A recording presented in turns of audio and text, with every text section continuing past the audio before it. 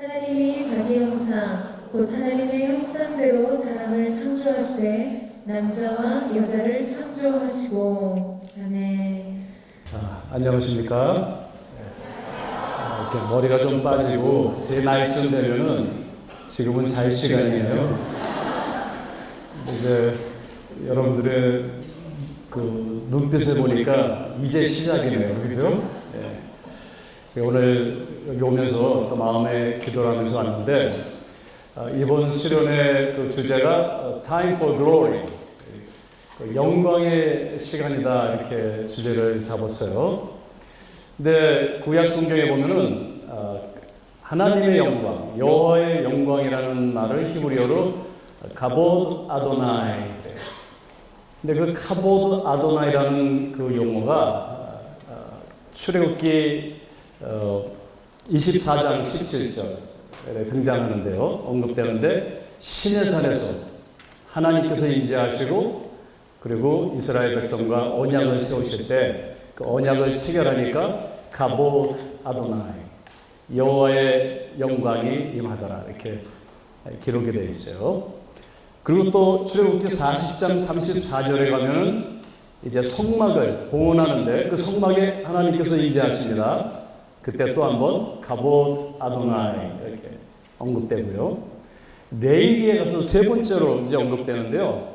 아론이 대제사장으로 이제 위임식을 할 때 그 위임을 받고 그때 하나님께서 모든 백성들 앞에 임재하시면서 가보드 아도나이, 레위기 9장 23절에 보면, 그러니까 하나님의 임재가 신의 산에 더 가까이 성막으로 와서 같이 동행하시고요. 그 다음에 더 가까이 와서 백성들 가운데 거하시니까 그것을 가보드 아도나이, 하나님의 영광이 임했더라. 카보드라는 히브리어는 그대로 우리가 직역을 하면은 뚱뚱하다 그런 말이에요. 가보드, 꽉 찼다, 하나님의 임재가 꽉 찼다.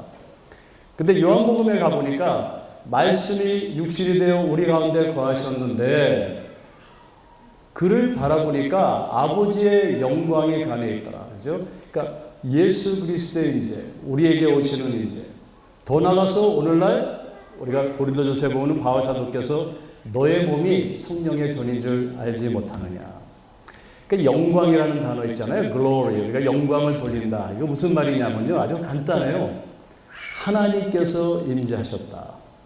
근데 그것만이 아니에요. 그 임재하신 하나님과 그의 백성이 함께 할 때 그것을, 그 상태를 카보드 아도나이라고 해요. 우리가 time for glory 할 적에 영광의 시간이라는 말은 뭐냐면 하나님의 임재가 있는 시간이에요. 하나님과 함께하는 시간이에요. 저는 이번 수련회 정말 하나님의 임재가 충만한 그런 수련회가 되기를 주님의 이름으로 축원드립니다. 하나님의 임재, 그리고 그 앞에 있는 우리. 그러면 하나님은 누구이시고 우리는 누구인가? 그죠?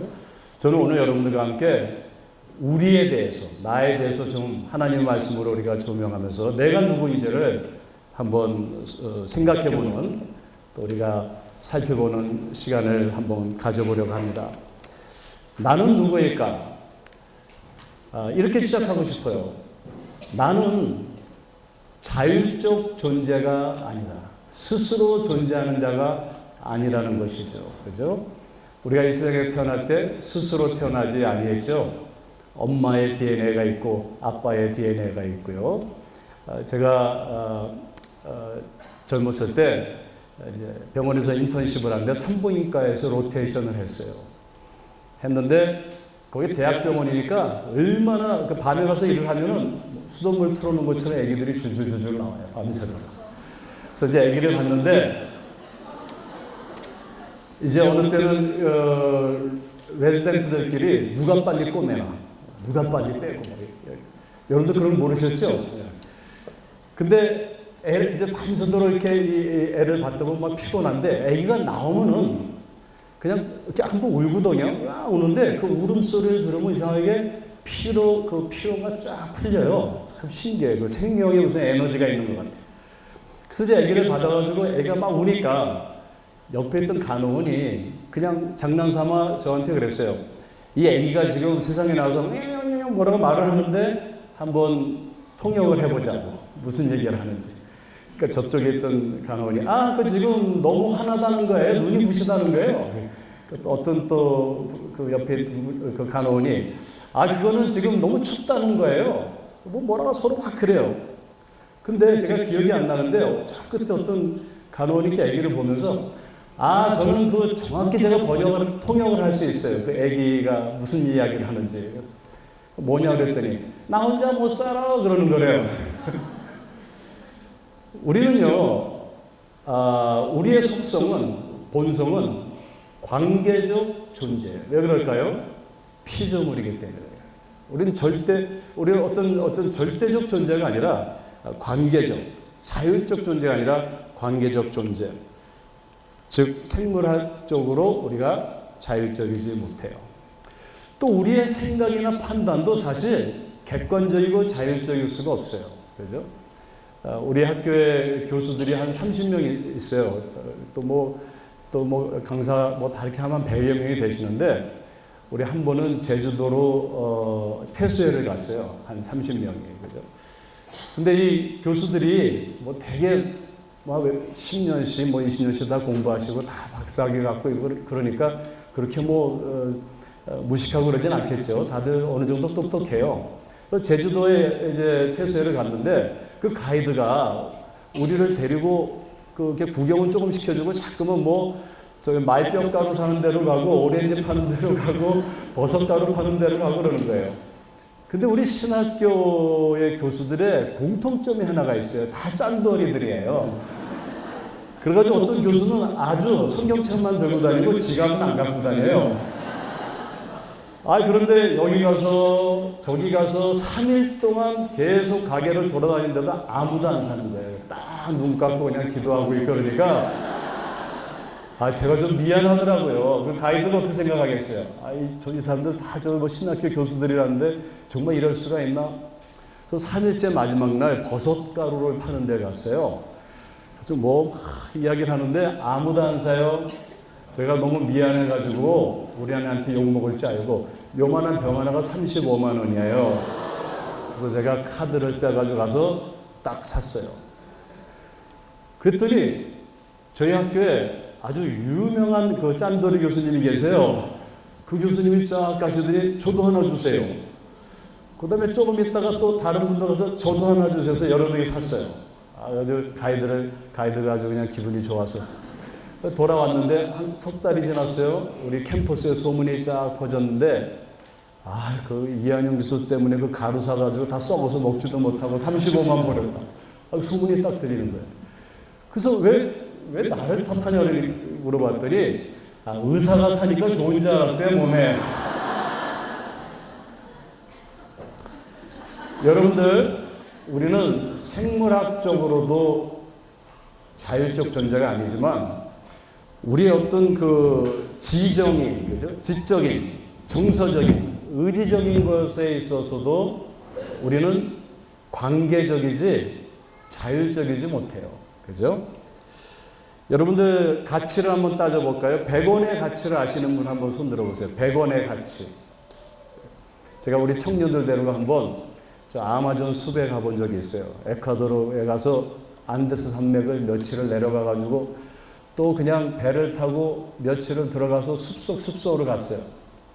그때 제 주머니에 제 기억에 한 100불짜리가 하나 있었던 것 같아요. 근데 그 숲속에 들어가서 가만히 혼자 생각해 봤어요. 이 100불의 가치가 얼마인가? 아무리 생각해봐도 100불의 가치를 알 수가 없어요.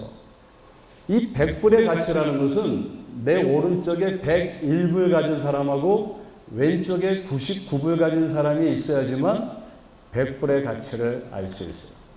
가치에 대해서도 우리는 관계적 존재. 이걸 우리가 한번 그 언어 철학으로 한번 가볼까요? 우리가 보통 나를 안다라고 그러잖아요. 우리 정체성에서. I know me. 내가 나를 안다 이렇게 할 적에 주격이 누구죠? I죠. 목적격은요? me죠. 자, 그렇다면 내가 동시에 주격과 목적격이 될 수 있는지, 나를 반으로 잘라가지고, 그죠? 즉, 내가 나를 안다라는 이 문구는요, 이게 구문론적으로, 언어학적으로 불가능한 것을 알 수 있어요. 참 신기하죠? 그래서 나의 정체성에 대해서 내가 나를 알 수 없는 것이죠. 그럼 내가 알고 있는 나는 도대체 누구일까? 그죠? 내가 알고 있는 나는 도대체 누구일까? 예수님께서 이런 말씀하셨어요. 우리가 나중에 그 마태복음 7장 3절에 가면은 너희가 그 내 눈에 있는 그 티, 조그만 거는 보지 못하고 그 타인의, 그죠? 들 보는,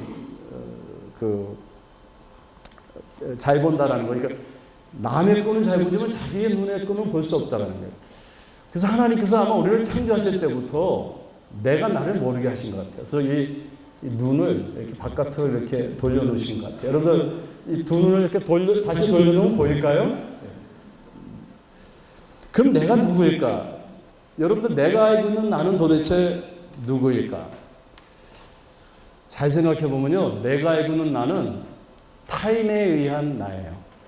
타인에 의한 나예요. 저와 여러분들이 이 자연과 우주에 대해서 또 타인에 대해서 많은 것을 알고 있음에도 불구하고 내가 나를 알 수가 없어요. 그죠?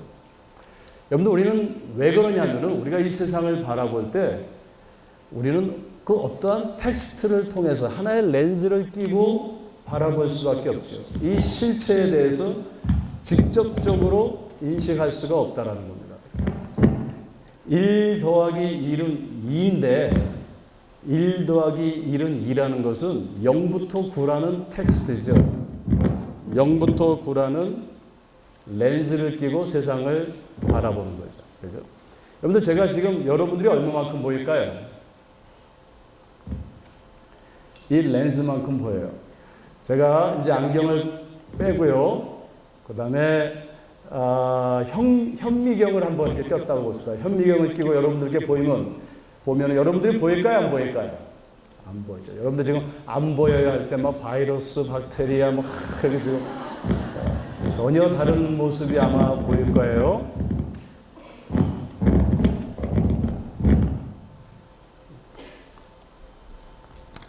이건 무엇을 의미하냐면 우리는 이 세상을 그 어떠한 텍스트를 통해서만 볼 수 있고요. 내 자신도 또한 그 어떠한 텍스트를 통해서만 인식하고 볼 수 있다는 거예요. 그래서 우리를 호모 사피엔스라고 하는데 우리는 호모 사피엔스가 아니고 호모 텍스투스예요. 그렇죠? 호모 텍스투스예요. 여러분들 잘 아시는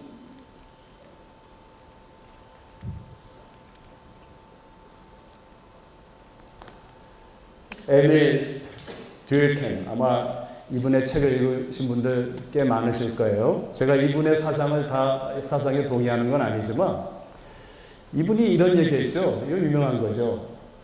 공동의식을 대표하는 자로서 개인. 개인은 무엇이냐? 개인은 나는 누구이냐?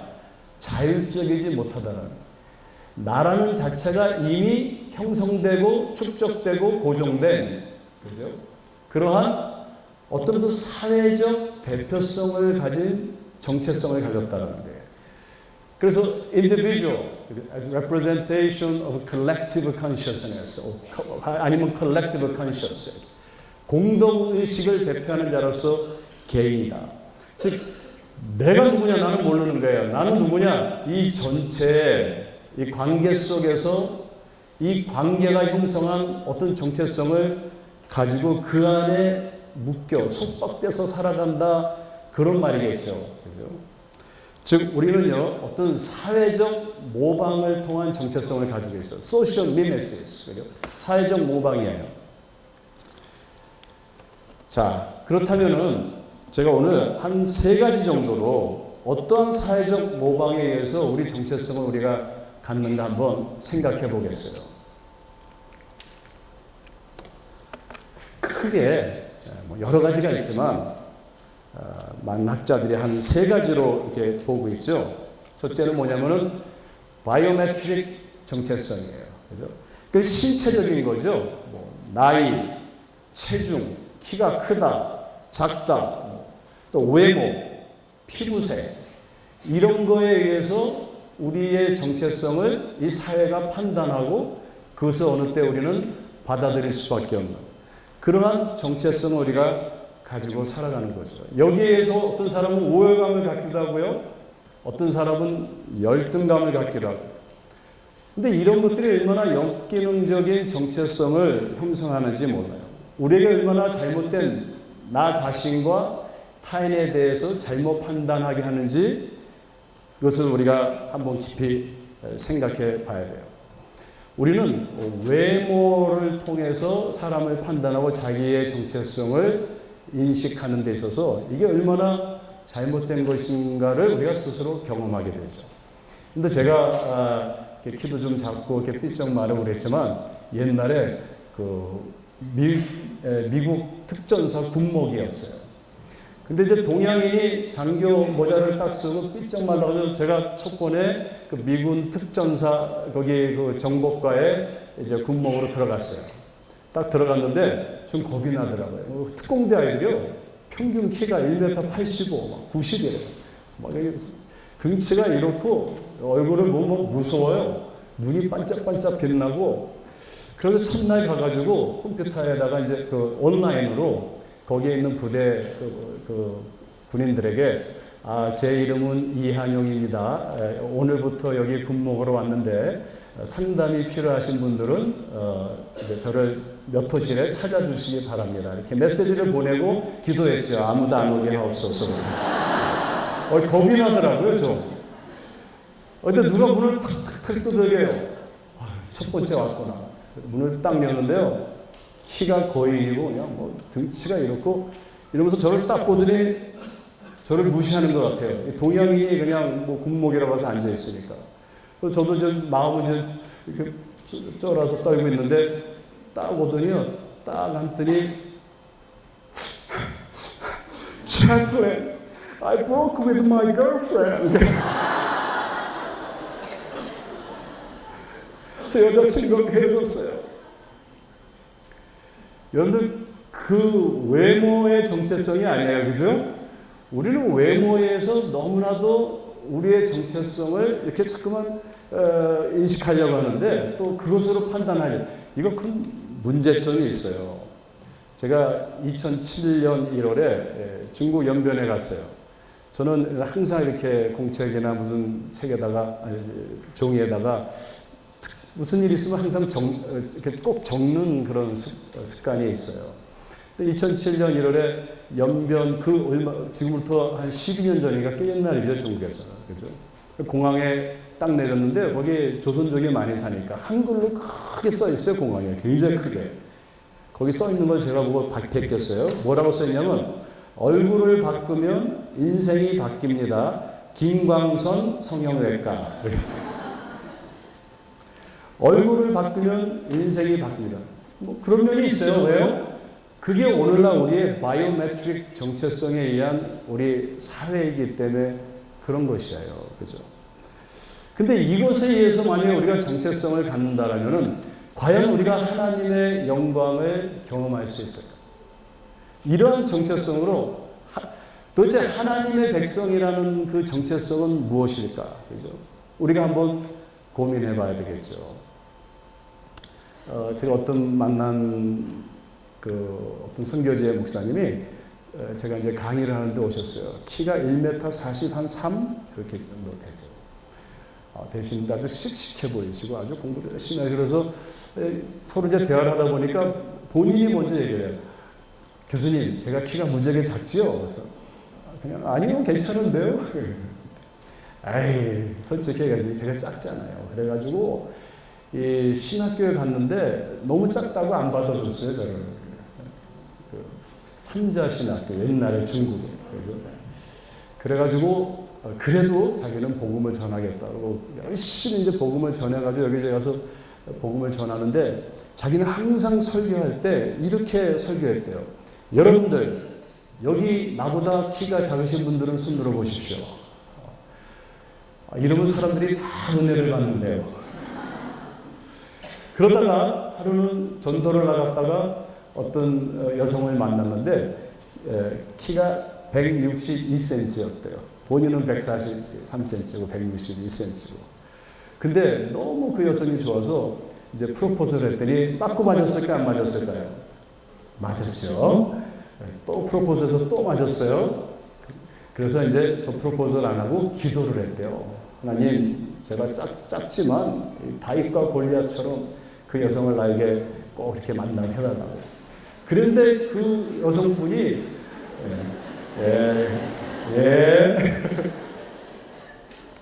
한 10시간 떨어진 데로 그냥 이사해 가버렸대요. 이 남자가 보기 싫어가지고. 근데 하루는 소식이 왔대요. 무슨 병이 걸렸는데 지금 2주 동안 매일 토하고 먹지도 못하고 지금 막 이렇게 힘들어서 지금 야단이라고. 뭐 죽게 됐다고. 그래가지고 꽃을 사가지고 그 10시간을 갔답니다. 가가지고 이제 그걸 이렇게 주니까 그냥 침대에 누워있다가 그래도 멀리서 이렇게 오셨는데 한번 이 동네 한번 구경하고 가시라고 해서 둘이 나갔다가 2주일을 죽만 먹었는데요. 꼬치구이를 둘이서 하나씩 사서 먹었대요. 꼬치구이를. 근데 그럼 먹자마자 하나님께서 치료해 주셨대요. 믿거나 말거나요. 그 이후에 또 친구들이 막 기도를 하니까 그 여성의 친구들이 기도하니까 하나님께서 그 친구들에게 그런 메시지를 주셨대요. 너는 네 친구는 꼭 키가 작은 남자하고 결혼해라. 이렇게. 그래가지고 결혼을 했다는 거예요. 그래서 그날 같이 오셨어요. 이렇게 키가 크고 아들이 그냥 이만하고. 그러면서 저한테 그래요. 교수님, 저는요 키가 작아도요 하나님의 복음을 전하는데 아무 문제 없고요. 하나님께서 이렇게 축복해 주셨어요. 우리가 이 바이오메트릭 정체성에 빠져 있으면요 하나님의 영광을 경험할 수 없어요. 여러분들은 어떠한 정체성을 가지고 있을까요? 또 하나는요 사회 경제적 정체성이에요. 뭐 재력, 학력, 우리 다 아는 거예요, 그죠? 사회적 지위. 특별히 우리 한국 사회는 그 무엇보다도 이런 사회 경제적인 요인들에 의해서 우리의 정체성을 판단하죠. 뭔가 서로의 다양성과 전문성을 우리 인정하기보다는 우리 일괄적으로 이렇게 그냥 무슨 학력 아니면 무슨 재력 이렇게 해서 그러다 보니까 우리가 서로 대립하는 사회가 구성되고 말았어요. 그죠? 남북이 대립하고요. 노조와 사측이 대립을 하고요. 부자와 가난한 자가 대립을 하고요.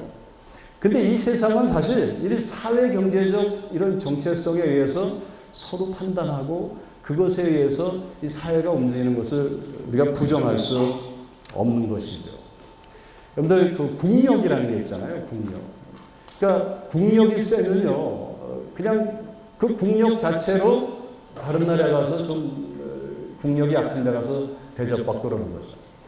제가 독일에서 1년을 그 튜빙겐 대학에서 있었는데 처음에 가가지고요. 거기 교환교수로 갔어요. 제가 도착한 날 누가 도착했냐면은 미국에서 다른 교수가 같이 이렇게 도착했어요.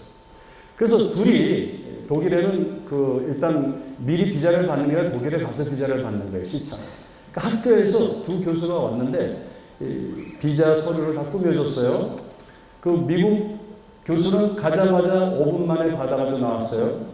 저는 다 꾸며가지고 들어갔는데 이것 따지고 저것 따지고 학교에서 똑같이 서류 꾸며준 거예요. 그리고 빠꾸를 맞았어요. 굉장히 기분이 나빴어요. 그래서 이제 다시 돌아와서 학교로 돌아와가지고 빠꾸를 맞았다니까 아니 그게 무슨 말이냐고 이거 다 서류가 정확한데 한 번만 더 가주셨으면 좋겠다고. 제가 꾹 참고 또 한 번 갔어요. 갔더니요 또 따지는 거예요. 이게 안 됐고 저게 안 됐고. 그래서 제가 그저께 여기 미국 교수도 왔고 나도 같이 왔는데 똑같은 서류를 가져왔는데 왜 내 거는 안 되냐고. 자기한테 따지지 말래요. 그냥 가서 다시 해오래요. 꾹 참고 나왔어요. 뚜껑이 열리기 직전이에요. 세 번째 학교에 와서 이제 이야기를 했어요. 그 학교 우리 저를 초청한 교수님이 너무 미안하다고 이거 인종차별 같다고 교수님 이번에는 가서 우리 편지를 또 하나 더 쓸 테니까 꼭 가시면 해줄 거라고. 꾹 참고 갔어요. 세 번째 갔어요. 세 번째 갔는데 또 빠꾸를 놔요. 그래서 제가 그랬죠. 내가 당신하고는 더 얘기할 수 없으니까 여기 디렉터를 불러달라고. 그랬더니 왜 디렉터를 부르냐요? 그래서 불러달라고. 제가 눈빛이 무서워졌죠? 그때 디렉터를 불러줬어요. 그래서 제가 이야기했어요. 이래저래서 이렇게 해서 3번째 빠꾸 맞았는데 우리가 해 아래서 이 조그만 지구에서 같이 살아가는데 어떻게 미국 사람에게는 비자를 주고 한국 사람에 이렇게 골탕을 먹이고 내가 내 이 여권에 독일이라는 비자 도장을 절대로 아무도 찍지 못하게 하겠습니다. 딱 얘기했어요. 그리고 나와버렸어요. 나왔더니 이제 학교에서 야단이 났어요. 그래가지고 이미 시청에서 이제 막 계속 전화가 오는 거예요. 빨리 와서 비자 받아가라고. 저는 비자 안 받겠다고. 그래서 제가 1년 동안 비자를 안 받고 버티고 나왔어요. 그런데 우리 한국 학생들이 막 그래요. 교수님, 우리도 거기 가서 당했어요. 제발 좀 버텨주세요. 그래서 1년 가서 버티느라고 공부도 못하고 혼났어요. 그래서 거기다 독일 도장을 안 찍고 왔어요. 여러분들, 이게 세상이에요. 그죠? 우리는 이러한 어떤 사회적인, 경제적인, 국력에 의한 그런 것들에 의해서 우리의 정체성을 가지고 그것으로 남을 판단하고 그리고 뭔가를 자기의 힘을 키워가려고 하죠. 거기서 오는 역기능적인 부작용이 얼마나 많아요. 어떤 사람은 나는 박사야. 그런데 PhD가 뭔지 아시죠? Permanent Head Damage 아시죠? 우리 신학과 교수는 Theology Doctor라고 그래요. TH, Total Head Damage라고 하는 완전 헤드가 되는 그런가 하면은 우리는 어떤 역사 문화적인 정체성을 가지고 있어요. 태어날 때부터 무슨 가문이고 무슨 지역이고 그렇죠? 또 무슨 가부장 제도고 여러분들 인도나 네팔에 가보면 특별히 네팔이 더 심하죠. 인도 남쪽도 그렇고 카스트 제도가 있죠. 그러면 무슨 죄가 있다고요? 태어날 때부터 문화적인 정체성을 미리 받아가지고 나오는 거예요. 그죠? 그래서 내가 환생할 때 브라만으로 태어났다가 왕족이고 제사장이고 종교인이고 이렇게 되고요. 그런가 하면은 크샤트리아, 그 밑에 크샤트리아 카스트로 태어났다. 군인이고 이런 것들. 바이샤로 태어났다. 그 바로 밑에 있는 또 카스트죠. 그러니까 상인들, 너는 태어날 때부터 상인이야. 이게 어떠한 문화 역사적인 제도를 통해서 우리의 어떤 정체성을 속박시켜가지고 우리로 하여금 자유롭지 못하게 하는 것이죠. 너는 처음부터 수드라로 태어났어요. 태어날 때부터 종이에요. 멀쩡한데요. 더 힘들겠죠. 여러분들 카스트 제도는 달릿이라는 게 있죠. 달릿. 이건 카스트 제도에도 못 들어가는 거예요. 그래서 너는 태어날 때부터 창기야. 너는 태어날 때부터 화장실 청소하는 사람이야. 그래서 정체성을 이 사회가, 문화가, 지역이, 그죠? 그냥 강제로 억압하는 것이죠. 그리고 그 사람은 그게 자기 정체성인 줄 알아요.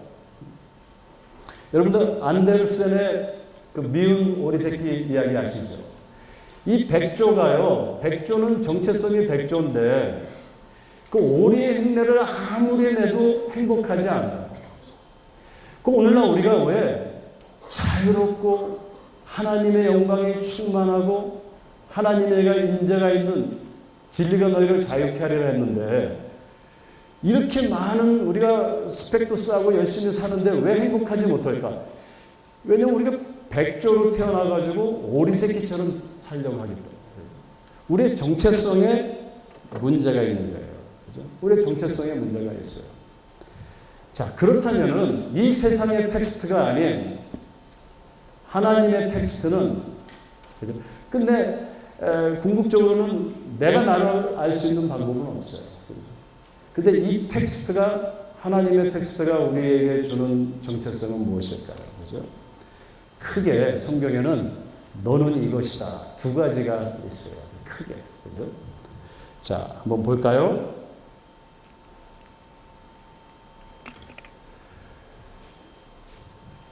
성경에 보니까 제일 먼저 우리를 부정적으로 얘기하고 있어요.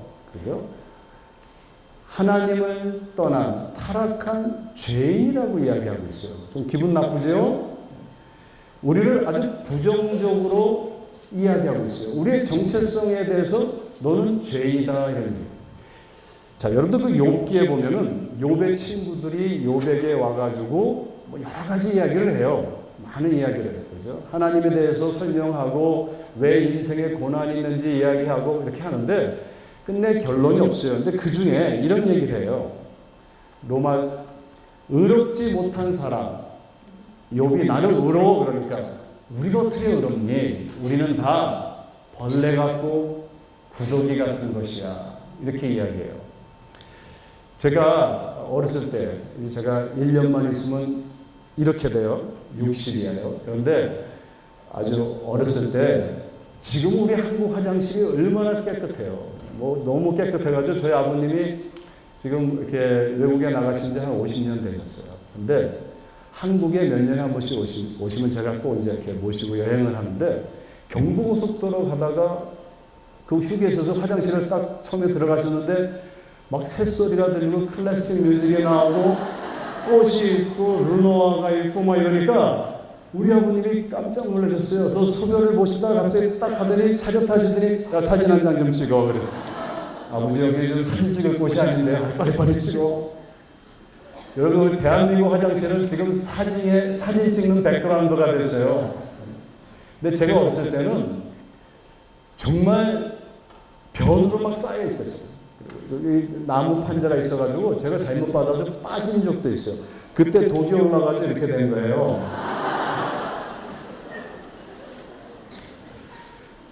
그런데 재밌는 게 있어요. 요새는 화장실 가면 재밌는데 어렸을 때는요. 제가 화장실 가면은 먼저 냄새를 맡아봐요.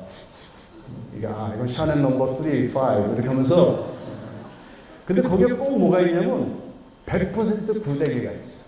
근데 구데기들이 그 벽을 타고 올라와요. 싹.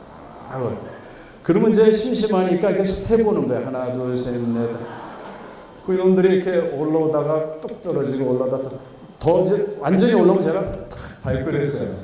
제 나이 때는 아마 그 장난 다 해보셨을 거예요. 그 구데기들이요. 나는 박사야 그러다가 똑 떨어져. 나는 잘났어 그러다가 똑 떨어져. 난 공부 좀 했어 그러다 똑 떨어져. 나는 아주 도덕적인 사람이야 그러다 뚝 떨어져. 나는 건강해 그러다 뚝 떨어져. 나는 부자야 그러다 뚝 떨어져. 이게요 도토리 키재기가 아니고 구데기에 올라오기예요. 사실 우리가 하나님 앞에 섰을 때 하나님의 영광 앞에 서 있을 때 그 거룩함 앞에 가서 딱 서 있을 때 이 세상을 바라보면요 여러 가지 정체성이 있는데 그 정체성이 악해요. 구데기 같아요. 뭐 구데기가 나쁜 구데기야 미안해. 하나의 메타포를 은유로 이야기하는 거예요. 우리는 타락했다라는 거예요.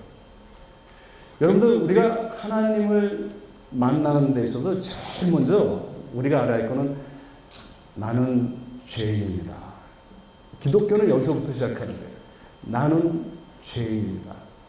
나를 살려주세요. 나를 용서해 주세요. 나를 치유해 주세요. 난 PhD야. 하나님이 어디 있어? 난 퍼머넌트 헤드 데미지가 됐다고. 그래서 성경은 우리에게 제일 먼저 우리가 누군가를 가르쳐줘요. 근데 기쁜 소식이 하나 있어요. 그게 뭐냐면은 우리는 원래 하나님의 형상이었다는 거예요. 오늘 우리가 창세기 1장 27절에 했는데 하나님께서 우리를 창조하실 때 하나님의 속성을 반영하셨다는 거예요. 여러분들 유럽 여행하다가 다빈치를 딱 보세요. 피에타상을 보세요. 그죠? 그럼 금방 미켈란젤로가 딱 그 미켈란젤로가 만든 모든 조각품들을 보면 미켈란젤로의 성격과 속성이 거기에 반영되는 것을 볼 수 있어요. 그죠? 우리가 모네를 보면 금방 알 수 있고 르누아를 보면 금방 알 수 있고 즉 하나님께서 우리를 창조하셨을 때 뭔가 하나님의 속성을 우리에게 부여하셨다는 거예요. 성경은 그것을 네 가지로 이야기하고 있어요. 제가 이렇게 머리가 나빠요. 계속 기억을 못해. 이쪽이 이제 하나님의 형상이라는 게 무엇일까? 그러면은 게라드 보스라는 그 구약학자가 성경에서 하나님의 형상이 무엇인가를 네 가지로 요약했어요. 네 가지로, 그죠? 자, 첫째는요, 영성을 가진 존재다. 두 번째는요, 합리성을 가진 존재다. 세 번째는 창의성을 가진 존재다. 네 번째는 도덕성을 가진 존재다 그랬어요. 여기도 소리 한번 얘기해 보겠습니다. 첫 번째는요, 우리는 영적인 존재라는 거예요. 그냥 고기 덩어리가 아니라는 거예요. 그냥 이 생물학적으로 계속 진화되어 가는 그냥 고기 덩어리가 아니고, 우리는 하나님의 그 영적인 속성을 부여받은 자들이라, 영적 존재예요.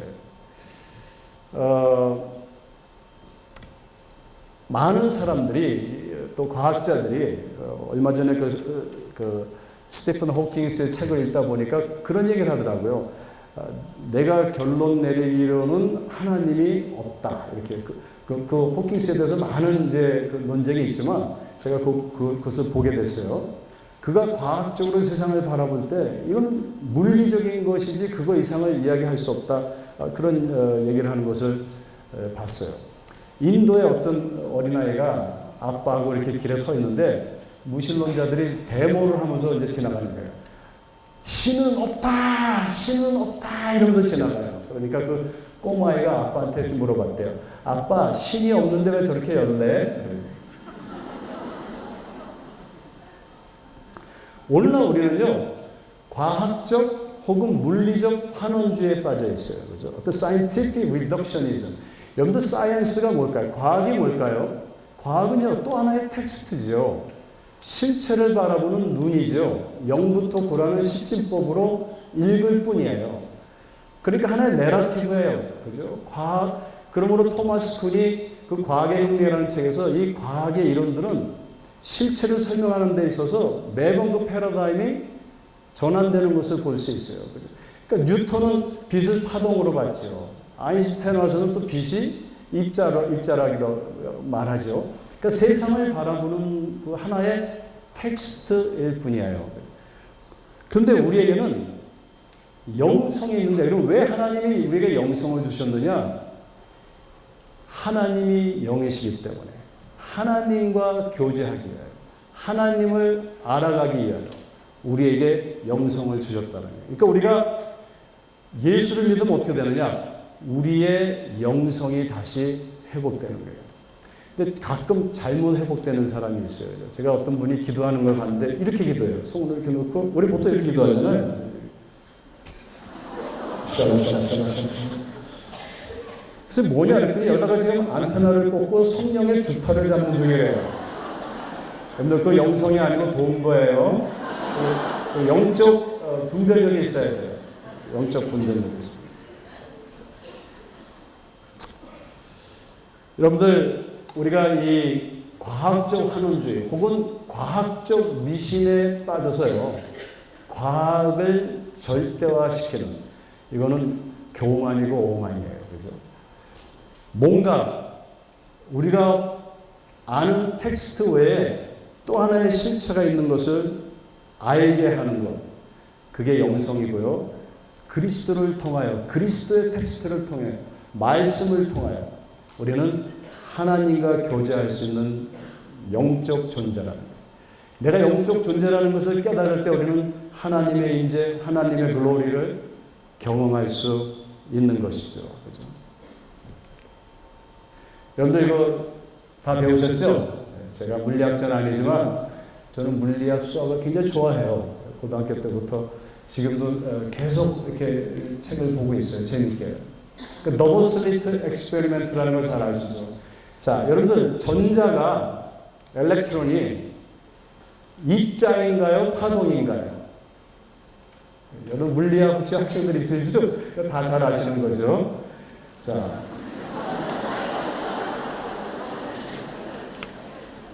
여기 두 개의 슬리트가 있어요. 더블 슬리트라고 그러죠? 틈을 냈어요. 공간 두 개를.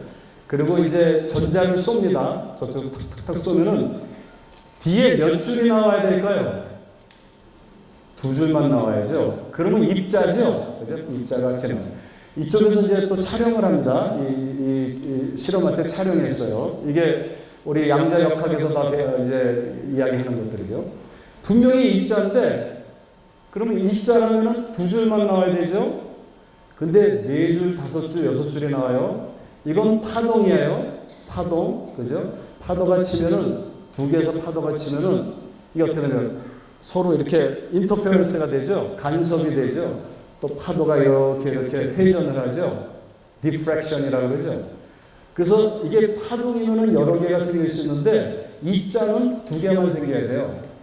자, 근데 분명히 여기서 보면 입자인데 뒤에 필름에서 보면은 파동의 효과를 갖고 있어요. 오늘날까지 물리학자들이 이게 입자냐 아니면 이게 파동이냐 결론이 뭐예요? 입자이고 파동이다. 입자이고 파동이에요. 말이 돼요, 안 돼요? 안 돼요. 왜 안 될까요? 과학은 텍스트이기 때문에 그래요. 우리 인간 언어에 문제가 있어요. 우리가 이 세상을 바라보는 데 있어서 이 텍스트에 한계가 있어요. 이 텍스트로는 설명할 수 없는 그 무엇이 또 있는 것이죠. 그래서 양자역학에서 뭐라 그래요? 그냥 빛도 똑같아요. 이것이 파동이고 입자이다. 말이 안 되죠? 자, 성경에 보세요. 예수님은 참 신이시고 참 인간이세요. 말이 돼요, 안 돼요? 말이 안 되죠? 왜 말이 안 될까요? 텍스트 외에, 물리적인 것 외에 뭔가가 또 있는 거예요. 우리 그것을 영혼이라고 얘기할 수 있겠죠? 왜 이렇게 제가 안 될까요, 이게? 근데 게오르 칸토르의 집합론 아시죠? 고등학교 때 배웠어요. 19세기 때 게오르 칸토르가 러시아 수학자인데 이분이 무엇을 얘기했냐면 이 질문이에요. 자, 자연수가 있어요. 1, 2, 3, 4, 5, 6. 자, 1, 2, 3, 4 자연수에는 홀수가 있고 짝수가 있죠. 1, 2, 3, 4, 2, 4, 6, 8. 자, 그러면은 자연수가 많을까요? 짝수가 많을까요? 2, 4, 6, 8. 자연수가 많을까요? 짝수가 많을까요? 솔직하게 쉽게 얘기합시다. 네. 복잡하게 생각하지 마세요. 짝수, 홀수, 여기는 짝수만 있어요. 그러면 자연수가 많아요? 짝수가 많아요? 자연수가 많죠. 근데 이분이 뭐라고 그러냐면은 이 자연수와 짝수를 무한으로 가져가면은 무한. 똑같다라는 거예요, 크기가. 그래서 그때 시대 사람들이요, 너 미쳤니? 막 이래가지고 정말 이분이 미쳤어요. 그래서 나중에 정신질환자로 이렇게 살다가 돌아갔었어요. 그러니까 여러분들 지금 짝수가 많은 것을 너무 고민하지 마세요. 미쳐버려요. 보세요. 1의 짝수는 뭐예요? 2. 2의 짝수는요? 4. 3의 짝수는요? 6. 그래서 계속 가가지고 무한으로 가면은 똑같죠? 기수가 똑같아요. 짝수의 기수와 그 다음에 자연수의 기수가 무한으로 가면 똑같아요. 그러니까 그 무한이라는 집합, 이거를 세트 티오리라고 그러죠. 무한이라는 그 집합에는,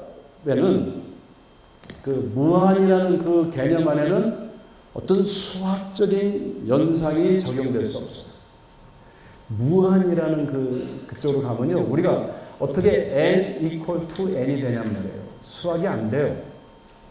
즉 과학을 초월하는 그 무엇이 있는 것이에요. 성경에 보니까 하나님은 하루가 천년이고 천년이 하루예요.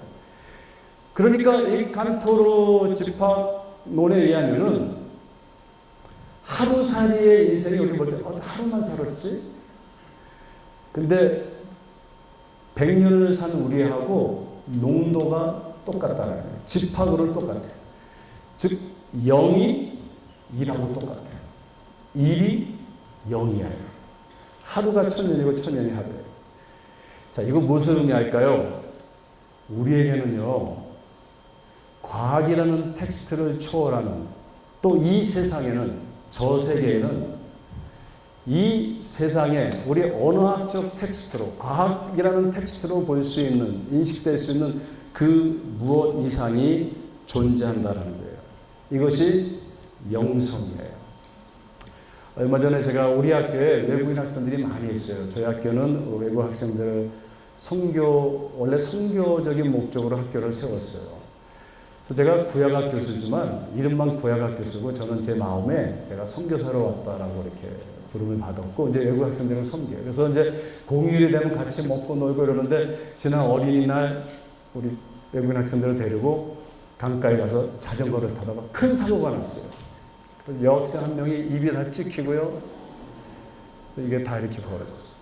한 학생은 이 뼈부터 여기까지 뼈가 이렇게 부러져서 바깥으로 이렇게 두 개가 떨어져요. 그래서 뭐 양쪽으로 이쪽 또 한 명, 3명이 다쳤어요. 또 한 명은 그래서 이쪽 병원에 가서 뼈 수술하고 한 명은 또 그 성형 수술을 하는 사람이 있어서 내가 다른 대학병원으로 왔다 갔다 하면서 내가 먼저 대학병원에 뼈 수술하는데 엄청 그 수술이 굉장히 아파요. 그때 눈물을 뚝뚝뚝 흘려요. 근데 이 입이 찢어진 학생이 여학생이 얼마나 치명적이에요. 얼굴 한 가운데가 이렇게 됐습니다. 그래서 제가 갔더니 눈물을 뚝뚝 흘려요. 그래서 제가 너무 미안해서 How are you? 그랬더니 입을 이렇게 닫고요. 이렇게 웃으면서 저한테 그래요. Professor, life is still beautiful. 삶은 그래도 아름다워요. 그 정체성이 어디서 왔을까요? 삶은 그래도 아름다워요.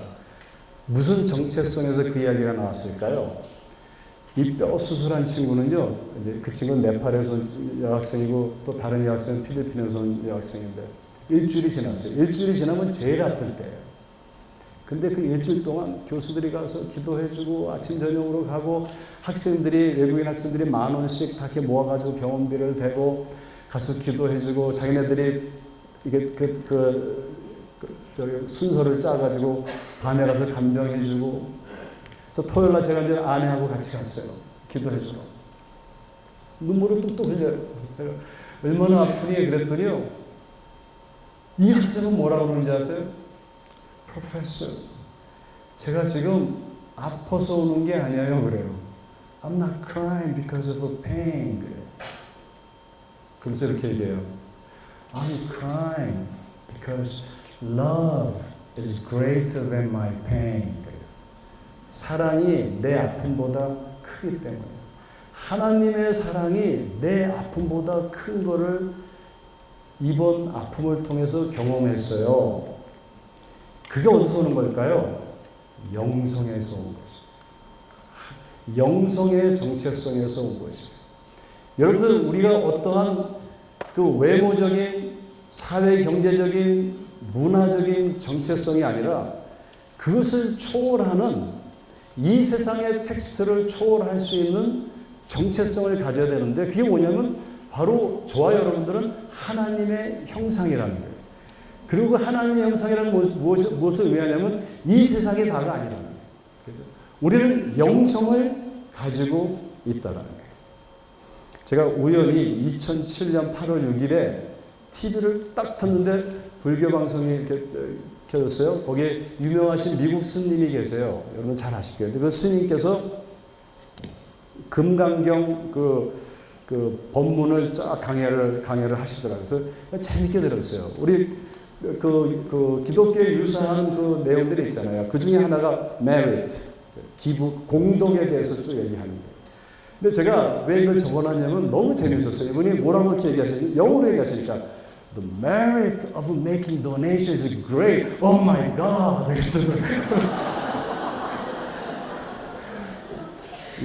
이 기부하는 것은 위대한 공덕이에요. 오, 하나님 막 그러는.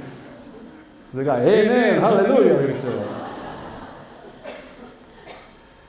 여러분들 예수 그리스도 안에서 여러분들의 영성이 회복되기를 주님의 이름으로 축원드립니다.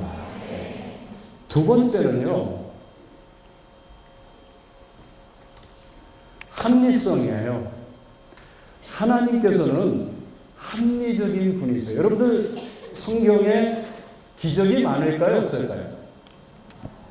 별로 없어요. 여러분 잘 보세요. 여러분들 성경이 이렇게 두꺼운데요. 여기에 나오는 기적들 다 뽑아가지고 종이에다 써보세요. 한 두세 장이면 다 쓸 거예요. 구약을 읽어보면, 저는 구약을 공부하지 않아요, 특별히. 구약을 읽어보면요, 뭐 아브라함이 뭐 바람 피고 뭐 사기치는 이야기, 뭐 야곱이 뭐 다 우리 이야기지 뭐 특별한 기적이 없어요. 그 특별한 하나님의 계시적 기적들이 있어요. 오늘날도 기적이 일어날 수 있어요. 그런데 하나님은요, 질서의 하나님이세요. 창세기 1장 2절에 보면 세 단어가 나와요. 토후, 보후, 호셰카라고요. 토후, 혼돈스럽고, 보후, 공허하고, 호셰크, 어둡고. 그래서 우리 인간의 이 상태는 세 가지 상태를 가지고 있어요. 그죠? 우리가 굉장히 논리적인 것 같고, 객관적인 것 같고, 과학적인 것 같은데, 우리의 생각이나 이 세상은 혼돈스러워야 합니다. 또 우리는 뭔가 계속 채우고 있는데 채워지지가 않아요. 마치 소금물을 마시듯 마시면 마실수록 더 목마름이 있어요.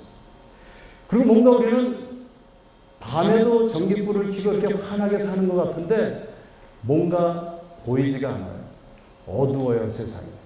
그래서 하나님께서 그 어둠을 빛으로 물리치세요. 그리고 그 공허함을 채워주세요. 아름다운 동물들로, 너무나도 아름다운 식물들로 보기에 좋게 채워주세요. 그리고 거기에 하나님께서 질서를 세우세요. 제1일, 제2, 제3, 제4일, 5일, 제7일. 그러니까 이 7일이 클라이맥스예요. 그러니까 이거는 물리적인 창조라기보다는 본질적으로 기능적인 창조예요. 아주 합리적인 그 논리적인 그런 질서를 세워가는 창조예요. 혼돈을 없애요. 그래서 제7일이 뭐냐면 샤바트. 이 샤바트라는 것은 안식일, 토요일이라는 말이 아니에요. 하나님과 인간과 모든 피조물 간에 삼위일체론적인 그 질서가 딱 세워진 거예요. 그러니까 이게 합리예요. 합리주의라는 말하고 합리성이라는 건 틀리죠. 여러분들 이 우주 만물이 하나님께서 창조하셨다면 하나님의 속성을 반영해야죠. 하나님은 삼위일체 하나님으로서, 그죠? 우리를 관계적인 질서로 합리성으로 세우셨어요. 하나님과 이웃과 환경과의 삼위일체론적인 합리적인 존재. 그래서 우리가 예수를 믿으면 어떻게 되느냐? 합리적인 사람이 되는 거예요. 합리주의가 아니고요. 여러분들 갑자기 예수 내가 믿었다고 그래가지고 그냥 나도 예수님처럼 무리를 걸어봐야지. 그래가지고 한강에 가서 막 그러지 마십시오. 여러분들 그 데니스 코리라는 유명한 그 부흥사가 있었죠, 미국에. 근데 그 목사님이 젊었을 때 너무 뜨거우니까요, 막 매일 이러고 기도하는 거예요. 그래가지고 시카고의 그 시어스 타워 있잖아요. 얼마나 그 높아요. 그 앞에 가가지고 가방을 갖고 가서 가방을 탁 내려놓고 두 손을 들고 하나님 이 시카고를 나에게 주옵소서. 내가 다 이거 점령하겠습니다. 뭐 기도 눈 떠보니까 가방을 훔쳐갔어요. 도둑을. 물론 그렇게 기도할 수도 있어요. 근데 우리가 신앙이 잘못 들어가면은, 그렇죠? 하나님이 우리를 귀신으로 만들었을까요? 사람으로 만들었을까요? 근데 예수를 믿는데 자꾸 귀신 같아져. 산에만 가 있고 뭐 자식도 안 돌보고 뭐 기적만 찾아다니고, 그거는 미신이에요. 하나님은 굉장히 합리적이신 분이고 우리로 하여금 계획하게 하시고 우리의 삶에서 노력하게 하시고 노력의 열매를 맺게 하시고 먹게 하시고. 자, 그러니까 우리가 예수를 믿으면 어떻게 되느냐? 영성과 합리성이 회복되는 거예요. 즉 사람됨이 회복되는 거예요. 사람의 정체성, 원래 사람의 정체성. 그러니까 예수를 믿게 되면요, 우리는 ladies and gentlemen이 되는 거예요. 인간다운 인간이 되는 것이에요. 여러분들 하나님께서 모세를 통해서 홍해바다도 가르시고 반석에서 물이 나오게도 하시고 막 그러는데요. 그럼에도 불구하고 불기둥 구름기둥이 있는데도 하나님께서 모세로 하여금 그 장인 어른의 그 미디안 광야를 잘 알잖아요. 도움을 받게 하세요. 이게 뭐예요? 상식이에요. 이것이 합리성이에요. 그죠? 이거에 대해서 우리가 한번 고민해 봐야 되는 거예요. 신앙생활 할 때. 합리성을 잊어버리면 안 돼요. 그죠? 세 번째는요, 도덕성이에요. 창의성이에요. 창의성. 하나님께서는 무에서 유를 창조하셨어요. 그리고 아담을 보면요, 가르쳐 주지 않았는데도 동물들의 이름을 막 짓고, 우리 인간은 원래 굉장히 창의적인 존재였어요. 근데 우리는 지금 점점 종속적인 이 세상의 정체성에서 벗어나지 못하는, 그러니까 이 창의성이라는 건 아주 간단한 말이에요. 이 세상의 관념적인 관례적인 텍스트를 벗어날 수 있는 것이에요. 이게 창의성이에요. 그러니까 예수를 잘 믿으면요, 옛날에 우리 할머니 할아버지들 글도 못 쓰는데 예수 믿으면 한글을 금방 배워요. 그리고 성경을 읽으시면 아주 지혜로워져요. 저희 할머니께서 96세에 돌아가셨는데 미국에 사실 때 혼자서 택시 타고 다니셨어요. 영어 한마디도 못해요. 한국말로 이리가 저리가 이리가. 이게 창의성이에요. 나는 영어도 못해. 우리 어머님이 지금 90세세요. 미국에. 우리 아버님 92세인데 아침마다 두 분이 차 몰고 바닷가 이렇게 1시간씩 가서 두 분이 커피 마시고 이렇게 또 돌아오시고. 근데 우리 어머님이 굉장히 창의적이에요. 예수님 잘 믿는 분들은 창의적이에요. 우리 제 딸 생일날 우리 어머님이 그 케이크를 사러 가셨어요. 저희는 브라질에서 쭉 자라나서, 저는 브라질에서 자라났어요. 8살 때부터. 한국에서 초등학교 1학년밖에 안 다녔어요. 8살 때 이미 브라질에서 쭉 자라나서 나중에 이제 미국에 가서 공부를 하게 됐는데, 우리 어머님이 미국 가서 영어를 못하세요. 근데 이 생일 케이크를 사려고 가신 거예요. 그래가지고 베이커리에 가가지고 give me birthday 케이크 그랬어요. 못 알아들었어요. 무슨 케이크를 달라고 그러는지.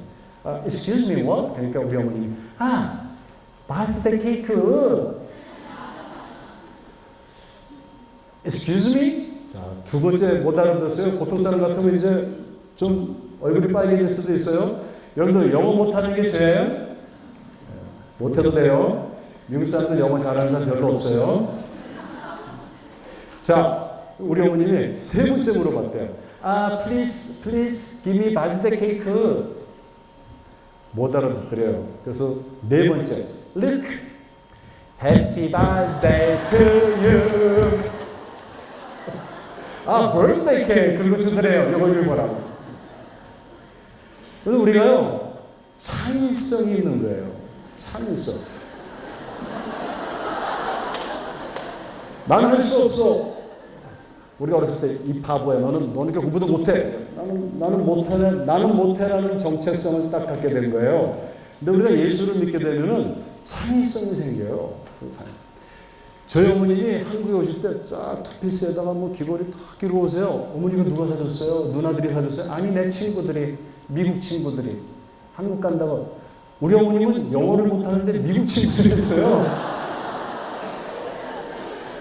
그래서 어떻게 친구를 이렇게 많이 가지셨냐고 그랬더니, 우리 조카한테 우리 어머님이, 야, 여기다가 영어로 화요일날 저녁 7시에 우리 집에 밥 먹으러 오세요. 하나 써줘.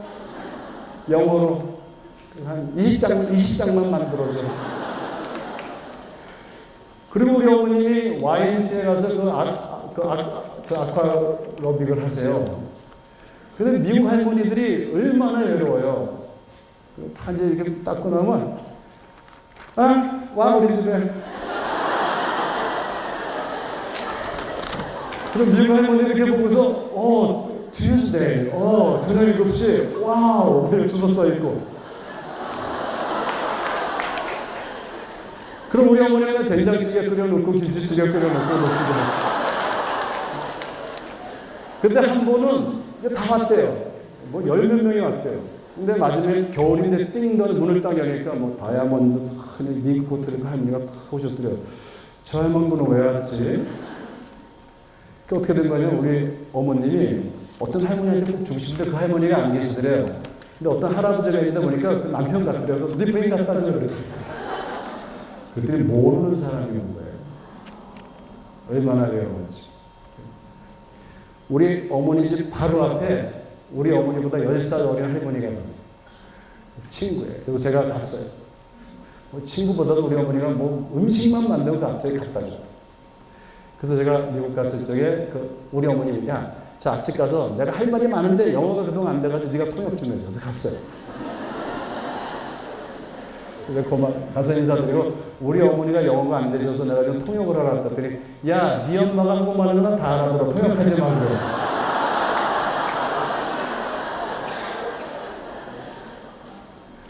나는 못해. 이거 뭐예요? 창의성. 그러니까 세상의 이 정체성은요, 우리로 하여금 그 창의성을 눌려버려요. 그죠? 근데 우리가 예수님을 믿게 돼서 진리가 너희를 자유케 하리라. 좀 자유로워져야 돼요. 이 세상에 우리한테 부여한, 강요한 그런 정체성으로부터 우리가 그리스도 안에서 자유로워질 때 우리는 거룩한 하나님의 영광을 체험할 수 있는 것입니다. 마지막으로 도덕성이에요. 내가 거룩하니 너희도 거룩하라. 이 도덕성이라는 게 관계적인 것이에요. 여러분들 부부가 정말 한 몸으로 사랑하면서 살아가면은 비슷해져요. 서로 비슷해져요. 그래서 여기서 성경에서 말하는 도덕성은 우리가 보통 알고 있는 규범적인, 프레스크립티브한, 노르마티브한 그런 규범적인 행동 방식을 의미하는 것이 아니고요. 마음 자체가 바뀌어버리는 도덕성을 얘기하는 거예요. 성경에서 말하는 도덕성은요, 우리의 존재가, 우리의 정체성이 inside out, 안으로부터 완전히 뒤집어지는, 새로워지는, 거듭나는 도덕성을 이야기하는 것이에요. 여러분들 가장 도덕적일 때 우리는 가장 깊은 행복을 느껴요. 이 마음에 무엇이 있느냐가 너무 중요한 거예요. 여러분 중요하죠. 여러분도 데니얼 월러스라는 사람 얘기 들어봤을 거예요. 포스트 모더니스트예요. 한때는 미국에서 엄청나게 젊은이들의 인기 최고였죠. 저보다 한 살 어린 사람.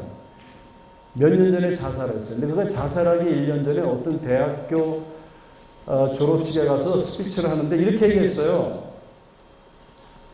아주 중요한 얘기를 해요. 이분이 무신론자인데 Man is naturally worshipper. 그러니까 인간은 자연적으로 예배하는 자다 그랬어요. 뭔가 사람들은 우리 마음에 뭐를 넣고 그것을 예배한다는 거예요. 그것이 돈일 수가 있고요. 그것이 포르노일 수도 있고요. 권력일 수도 있고요. 스마트폰일 수도 있고요. 쾌락일 수도 있고요. 뭔가 우리는 성령을 우리 안에 모시고 그분을 예배하면서 살아가도록 창조된 피조물이요 관계적 존재인데 그 하나님을 예배 안 하고 살아갈 때 우린 다른 것을 딱 집어넣고 성경에서는 그것을 우상숭배라고 하고 심리학에서는 그것을 중독이라고 하는 거예요. 이 세상의 인구가 79억인데 우리는 모두 다 뭔가를 예배하면서 살아간다는 거예요. 그리고 하나님 외의 것을 예배할 때 그것이 중독이 되고요. 그것이 바로 비윤리적인 이 세상의 모든 타락한 그 상태를 낳게 된다는 것이죠. 여러분들 마음에 도대체 무엇을 모시고 있습니까? 하나님의 형상이라는 것은 성령을 모시는, 성령을 모시는, 하나님을 예배하는 우리 마음이 안에서부터 완전히 바뀌어버리는 거예요. 여러분들 네비 휴미, 제가 네비 휴미의 사상을 다 동의하는 건 아니지만 그분이 얘기하는 것처럼 저는 머리에 딱 들어오는 게 있어요. 이성은 마음에 종속되어 있다. 이성은 마음에 종속되어 있다. 그러니까 사람이 아무리 생각을 해도 끝내는 마음 따라 산다는 거예요. 마음 따라 간다는 거예요. 그죠? 그러면 이성이 마음에 종속되어 있다는 거예요. 그래서 성경에서 말하는 이 도덕성은요, 이 세상에서 말하는 그런 단순한 도덕성, 이 거룩이라는 것은 어떤 행동 방식이 아니라 내 안에 하나님의 임재가 있는가 없는가, 내 안에 성령이 계신가 안 계신가. 그래서 바울 사도가 나는 이제 나를 십자가에 못 박고 이제 더 이상 내가 아니요 내 안에 그리스도께서 사신다. 이게 복음이고 이게 기독교의 본질인 것이죠. 그죠? 한번 따라해 볼까요? 영성, 합리성, 창의성, 도덕성. 그리스도 안에서 이러한 하나님의 형상의 정체성을 회복하시는 여러분들 되시기를 주님의 이름으로 축원드립니다.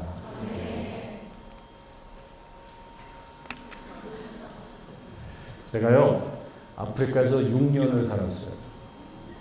근데 어디 살았는지 알아요? 저 케이프타운 쪽. 얼마나 아름다운지 몰라요. 남아프리카 그 남쪽 바닷가. 이렇게 언덕에 올라가서 이제 보면요, 고래떼들이 수십 마리, 또 물개들이 수천 마리. 근데 그 바닷가에 못 들어가는 이유가 있어 많이. 그 바닷가 뭐로 유명하냐면은 이 백상어라는 미스터 백상어가 많아요. 이 백상어가 엄청나게 크고 사람을 무는 거로 유명하죠. 여러분 7m, 8m, 큰 건 10m짜리도 있어요. 그리고 1.6톤이에요.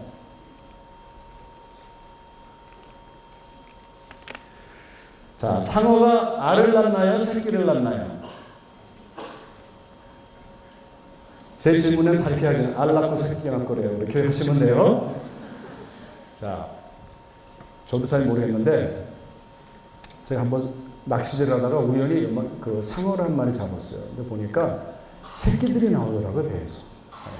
열몇 마리가. 그러니까 알을 낳고 배 안에서 그 알이 칸가루처럼 새끼가 돼서 이렇게 큰 다음에 바깥으로 내보낸다고 그래요. 여기 뭐 생물학 하시는 분들 계시면. 그래가지고 그 새끼를, 백상어 새끼를 어항에다 집어넣었어요. 그랬더니 40cm 정도가 크더래요. 큰 어항에다 넣으니까. 이게 원래는 몇 미터짜리예요? 7, 8미터짜리. 자, 그러면 40cm를 컸는데 이걸 다시 바닷가에다 던졌어요. 다시 클까요? 안 클까요? 안 커요. 자기가 어항의 붕어인 줄 알아요.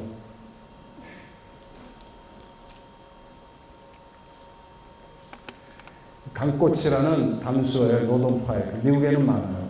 이 담수어가요 1.3m, 평균 23kg. 얘가 얼마나 잘 먹냐면 자본으로 그냥 막 잡아먹어요. 근데 여러분들 아마 유튜브에서 보셨는지 모르겠어요. 이 강꼬치를요 수영장에 갖다 집어넣어요. 그리고 가운데다가 투명 튜브를 하나 딱 집어넣어요. 가운데다. 그 튜브 안에다가 자본을 갖다 이렇게 가득 채워놔요. 그럼 강꼬치가 그 자본을 보고 먹으려고 확 해서 탁 했다가 뭐 어떻게 돼요? 튜브에 탁 부딪혀요. 그럼 가서 또 먹으려고 치고 하루 이틀 3일 막 하다가 나중에는 그냥 포기해요. 인내심이 이제 끝난 거죠. 자, 그 다음에 과학자들이요 그 튜브를 딱 빼버려요. 자, 이제 잡어가 왔다 갔다 하죠. 이 잡어가요 강꼬치 입 앞으로 이렇게 지나가요. 이렇게 잡아먹을까요? 안 잡아먹을까요? 안 잡아먹고 굶어 죽어요. 왜 그랬을까요? 정체성에 트라우마가 생긴 거예요. 너는 잡아먹을 수 없어. 너는 어항에서 살아야 돼. 너는 이것밖에 안 돼. 이게 세상이 주는 어항이라는 정체성이에요. 너는 이러한 아픔이 있지, 이러한 상처가 있지, 절대로 그것을 극복할 수 없어. 너희 가정은 엮이는 가정이지, 너는 돈 없는 사람이지, 너는 배우지 못한 사람이지, 넌 잘나지 못했지. 이 세상이 우리에게 주는 텍스트들이 있어요. 그게 보이지 않는 어항 속에 우리는 끊임없이 트라우마 속에 살아가고 그것이 반복되고 익숙해지고 끝내는 하나님도 부정하고 그냥 이 세상이 주는 그 정체성에 속박되어서 살아갈 수밖에 없는 그러한 우리가 될 수 있다는 것이죠.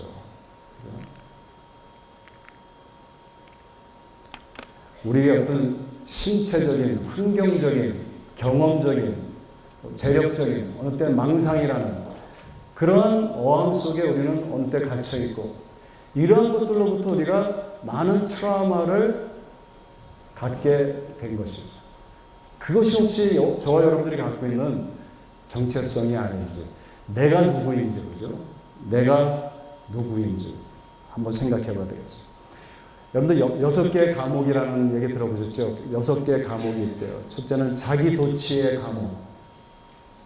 나는 공주야, 나는 왕자야. 그런다면 또 모든 것을 부정적으로만 보는 감옥이 있대요. 절망의 감옥. 그죠? 이게 다 어항들이에요. 그런다면 모든 타인의 단점만 보는, 그죠? 그러한 그 비판의 정체성을 갖고 감옥이 있어요.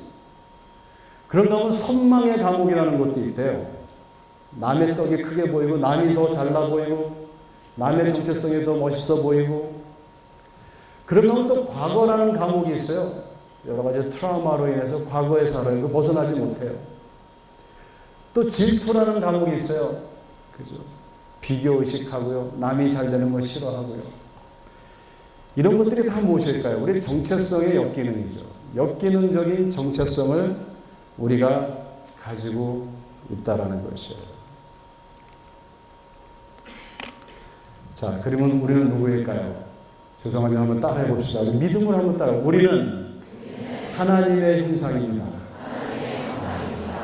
우리는 하나님의 형상입니다. 얼마나 좋아요. 진리가 너희를 자유케 하리라. 여러분 좀 자유로워지길 바라요. 집합, 무한이라는 집합에는 그 수학의 연산이 적용 안 된다고 그랬잖아요.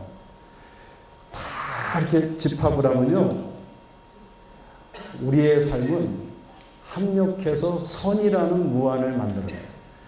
하나님께서는 여러분들의 삶 속에 우리가 하나님의 형상을 회복할 때 점이 선이 되고 각이 되고 도형이 되는 것처럼 수학에서 우리의 모든 것 하나하나가 합력하여 선을 이루는 그러한 하나님의 주권적이고 하나님의 섭리적인 그 하나님의 임재가 우리 삶에 있을 때, 하나님의 형상이 회복될 때, 저와 여러분들의 하루하루 그 모든 점점하는 다 귀한 것이고 다 의미가 있는 것이고, 정말 God's love is greater than my pain. 내 아픔보다 하나님의 사랑이 훨씬 큰 것을 우리가 알게 될 때 우리는 자유로워진다는 거예요. 그럼 우리는 하나님의 형상으로서 살아갈 때 도대체 무슨 목적으로 살아가야 되는가? 여러분들 그 웨스트민스터 소요리 문답 알죠? 제 첫 번째 질문이 뭐예요? 사람의 제일 된 목적이 무엇입니까? What is the chief end of man? 사람이 이 세상을 살아가면서 궁극적으로 제1의 목적이 무엇인가? 우리 답을 알고 있어요.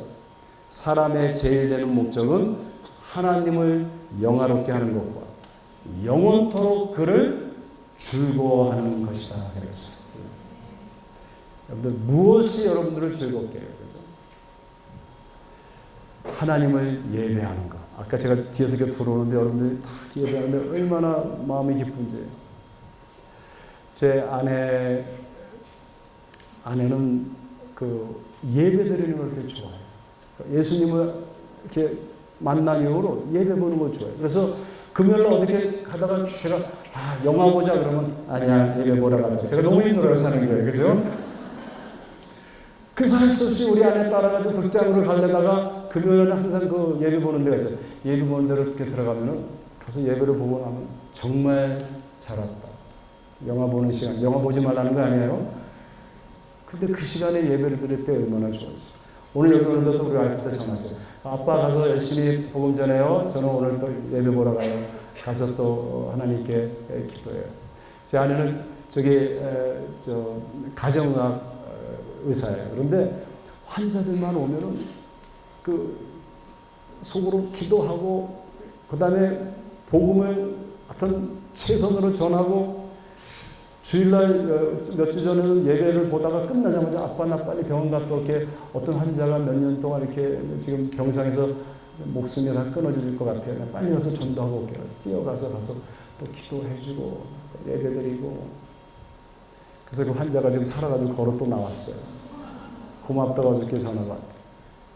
여러분들 하나님을 예배하고 하나님 때문에 즐거워하는 게 보다 더 즐거운 건 없어요. 제 아내가 이 춤을 잘 춰요. 소위 그 춤 제목이 뭐냐 막춤이에요.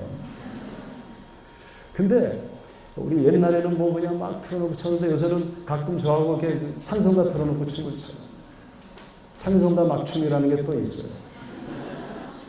얼마나 기뻐요. 하나님을 즐거워하는 것보다 더 큰 즐거움은 없는 하나님이 주신 거예요.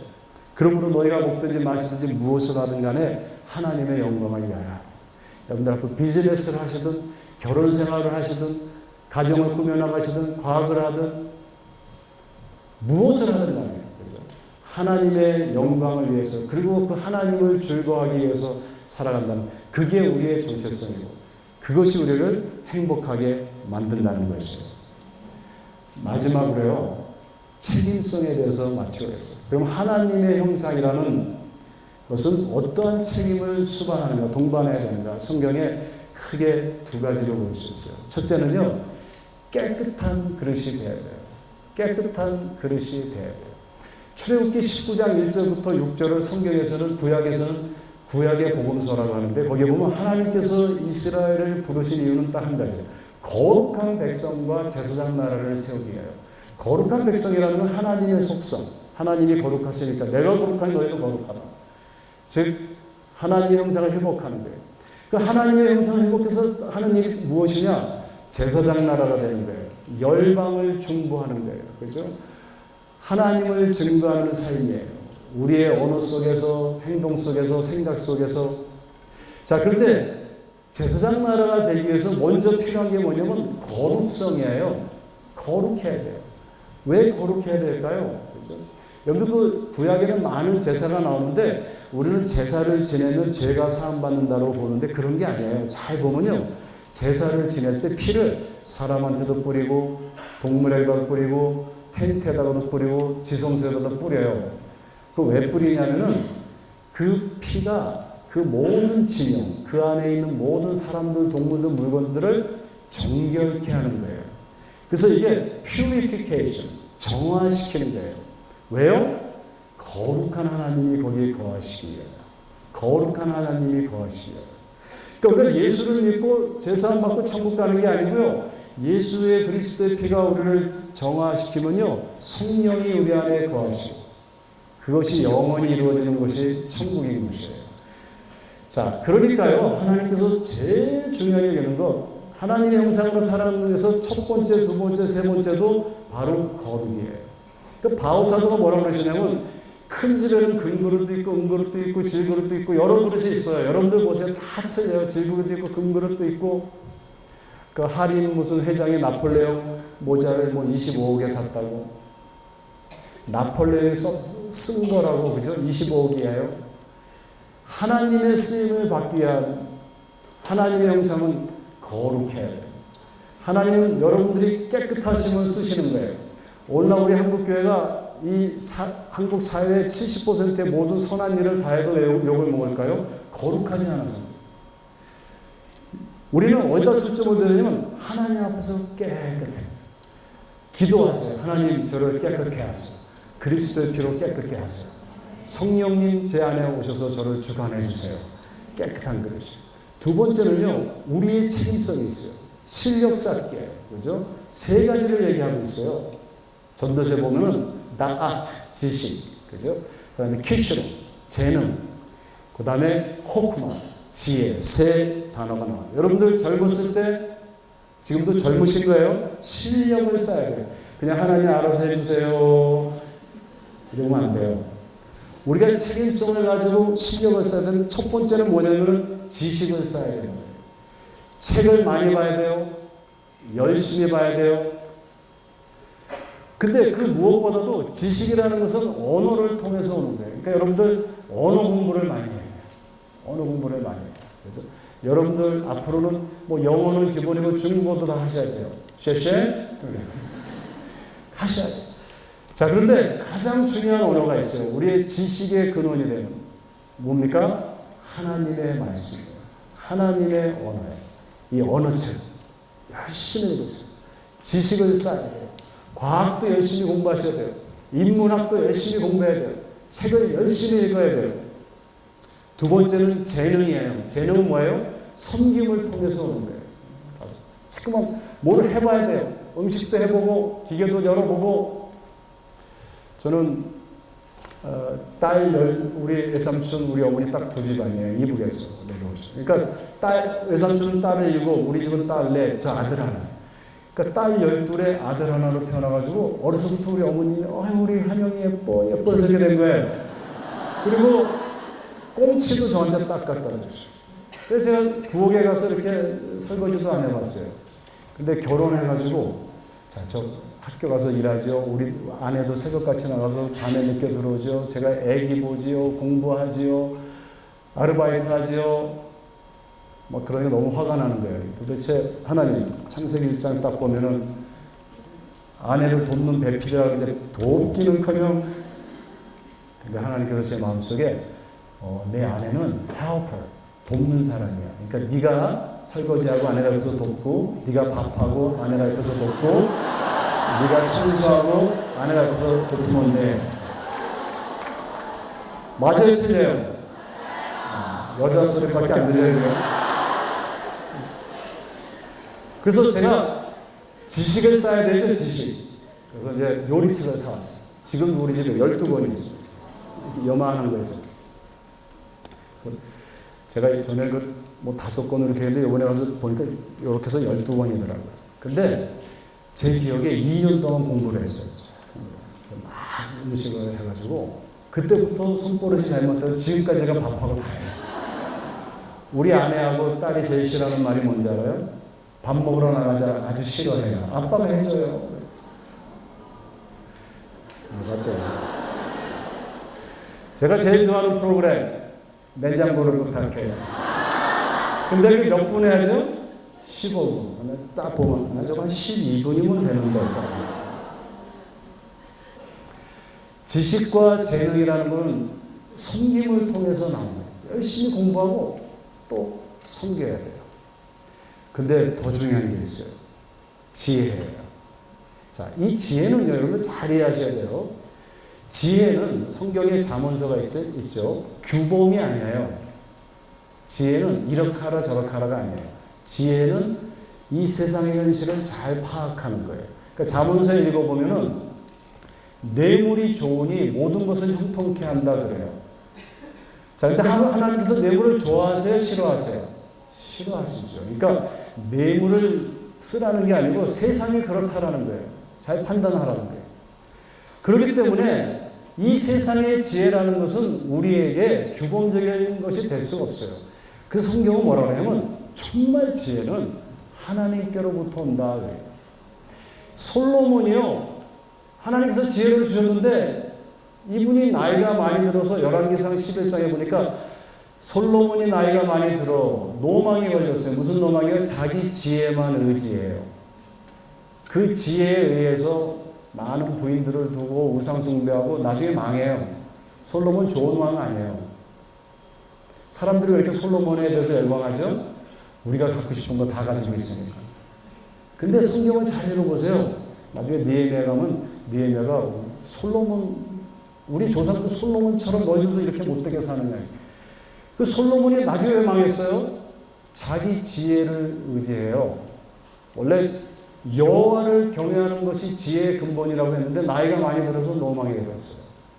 거기 열왕기상 11장에 보면 하나님이 2번이나 나타나셔서 직접 말씀하셨다 그랬어요. 근데 성경에서 하나님이 나타나셔서 말씀하셨다는 것이 몇 군데 안 돼요.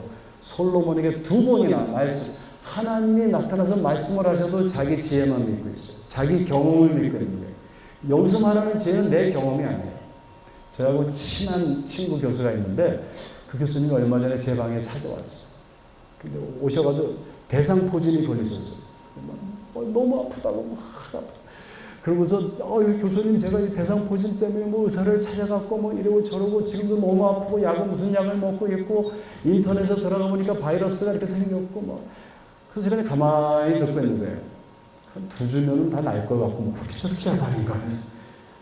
근데 또 뭐라 그러냐면 교수님 이 아픈 게요 예수님의 못자국 같아요 막 이래요. 그래서 대상포진 신학으로 막 확장되는 거예요. 제가 속으로 우리 누나는 27년 동안 척추에 암이 다 퍼져가지고 그냥 그것 100배도 더 아픈 걸 똥주머니 오주머니 차고 그러고 돌아가셨는데 그 뭐 2주면 날 것 같고 뭐 저러나 그분이 나가셨어요. 나가자마자 하나님께서 제 마음에 큰 음성을 들려주셨어요. 한영아, 내 경험으로 남을 판단하지 마. 그 교수님은 그렇게 아파하시는데 저는 전에 생각했어요. 내가 아파야 남의 아픔을 이해할 거라고 생각했어요. 아니에요. 오히려 어느 때는요, 나의 아픔이 너무 커서 이웃의 아픔을 이해하지 못해요. 이게 우리 인간의 경험과 인간의 지혜의 한계예요. 그러므로 우리는 항상 겸손히 무릎 꿇고 하나님의 음성을 들어야 돼요. 뭐를 통해서요? 기도예요. 기도. 여러분들 기도하면요 지혜가 생겨요. 여호와를 경외하게 돼요. 이 세상을 어떻게 살아야 할지 여러분들이 밤새도록 영어 단어 외우고 뭐 지식 재능 다 써도 하나님의 음성을 들어야 돼요. 기도해야 돼요. 그러면 하나님의 임재가 있고 기도하는 가운데 하나님의 영광을 우리는 경험하게 되고 하나님의 능력을 우리가 경험하게 되는 거예요. 제 아내가 작년에 무슨 병이 걸렸는데 조사해 보니까 불치병이에요. 점점 마르기 시작하더니 3개월을 밥을 못 먹어요. 죽만 먹으면 그냥 토해버려요. 그래가지고 우울증에 걸려버렸어요. 본인이 의사인데 너무 잘 알아요. 고칠 수도 없고. 그래서 제가 우리 학생들한테 여러분들 우리 아내가 이렇게 아픈데 기도 좀 해주세요 그랬어요. 그랬더니 이렇게 A4 용지에다가 우리 학생들이요 월화수목금토일 아침 6시, 7시, 8시, 밤 9시까지 해가지고 기도하는 학생들 이름을 다 집어넣었어요. 저한테 가져와요. 제목이 뭐냐 플라스틱으로 딱 이렇게 해가지고 이한용 교수 사모님을 위한 기도 모임 그걸 딱 갖다 줍니다. 제가 그걸 봤는데 이런 생각을 했어요. 하나님이 안 고쳐주셔도 감사합니다. 이런 사랑을 누구한테 받아보겠어요? 예수님을 안 믿으면. 그래서 제가 우리 아내한테 그걸 보여줬어요. 우리 아내가 눈물이 글쓰글쓰. 그리고 병원에 가서 테스트를 했는데요. 정상으로 나왔어요. 여러분들 의사가 제일 안 믿는 게 뭔지 알아요? 하나님이 병 고쳐주신다는 거. 그러니까 좀 이게 안 되는 사람들. 그래서 제가 우리 아내한테 기도에 응답 받은 거예요. 빨리 가서 한 번 더 해. 그러니까 아빠 피검사가 잘못 나온 거예요. 그리고 기분은 좋으니까 그냥 다시 검사 안 할래. 검사하면 그거 병으로 나올 건데. 그럼 3, 4개월이 지났어요. 어쩌다가 다시 한번 검사를 하게 됐어요. 정상으로 나왔어요. 그래서 지금 자전거 타고 건강하게 지내요. 하나님께서 고쳐주셨어요. 여러분들 기도하면요. 기도하면은 하나님의 영광을 체험하게 돼요. 오늘 여기서 마치겠어요. 우리는 누구입니까? 우리가 누구예요? 하나님의 형상이에요. 저는 여러분들께서 The time for glory, 영광의 시간, 정말 하나님의 임재를 여러분들이 경험하시고 그리고 그리스도 안에서 하나님의 형상을 그 정체성을 회복하시는 이번 수련회가 여러분 모두에게 되기를 주님의 이름으로 축원드립니다. 잠깐 기도하겠습니다. 하나님 감사합니다. 저희를 하나님의 형상으로 창조해 주셨는데 저희는 이 세상에 우리에게 강요한 그 텍스트와 어항 속에 갇혀 있었습니다. 저희들을 불쌍히 여기시고 정말 그리스도 안에서 다시 하나님의 형상으로 회복될 수 있는 저희들 될 수 있도록 축복해 주시옵소서. 그리스도 안에서 우리의 영성을 회복해 주시옵소서. 합리성을 회복해 주시옵소서. 창의성을 회복해 주시옵소서. 도덕성을 회복해 주시옵소서. 자유로운 자들이 되게 하시고 능력 있는 자들이 되게 하시고 하나님의 영광을 경험하는 하나님의 백성들 되게 축복해 주시옵소서. 예수님의 이름으로 감사하며 기도드립니다.